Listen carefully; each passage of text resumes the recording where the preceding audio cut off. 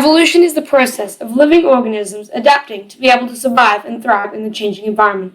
The different evolutions animals make depends on their environment that they live in. Evolution takes a very long time. In fact, it can take up to millions of years and many generations to make up one evolution. This report will discuss the evolution of sharks and how they evolved to become the fearsome creatures they are today. Over 400 million years ago, numerous species of bony fish and marine organisms occupied the Earth's seas. In the Devonian era, the bony fish evolved into a family of fish unlike any other of the time, which were known as the chondrothys. Chondrothys was another name for cartilaginous fishes. The chondrothys began to further adapt and separate the chondrothelians from the original fish, creating a range of fish that everyone would come to know as the ancestors of all shark species. Soon sharks began to evolve into many different species, not just the one species of chondrothys. Sharks first bred and evolved into two categories, one with an anal fin and one without, and they started selective breeding only with sharks of the same breed. The sharks then began to further evolve into 8 categories, and 440 species of sharks that are still thriving today.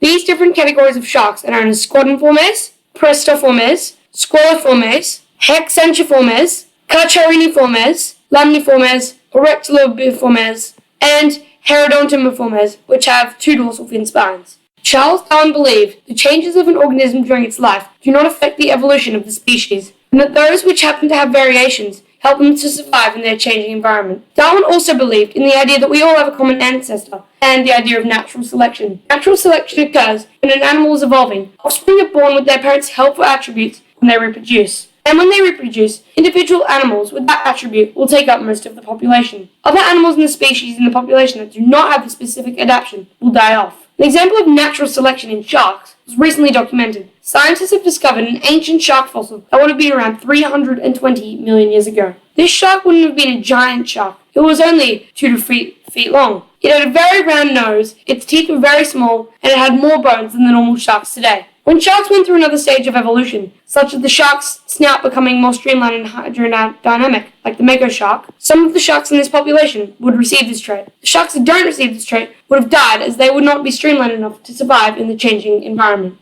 Sharks, rays, and skates are all very closely related, and they share a common ancestor. They are named cartilaginous fishes as their skeletons are almost completely composed of cartilage. The people from the University of Edinburgh tell us about how cartilaginous fishes have evolved to become the creatures they are today, when they say pelagic sharks have adapted to remain buoyant because their livers are filled with oil and water, and oil is lighter than water. Although rays and skates have adapted to be dorso-ventrally flattened and live on the sea bottom, all evidence shows that sharks, rays, and skates are related to each other, and they evolved from the ancient chondrothys, which evolved from fish. All evidence shows that sharks and fish are relatives, like human and apes are related. Now, have sharks fully evolved? The answer is no. No living being, animal, mammal, etc. has completed adapting or reached perfection. This is as the environment is always changing and there will always be new things the sharks will have to adapt to. It is my hope that the next stage of evolution of sharks will alter their skin and the insides of their mouths, their skin becoming more rough and thick, adapting to counter fishing and culling.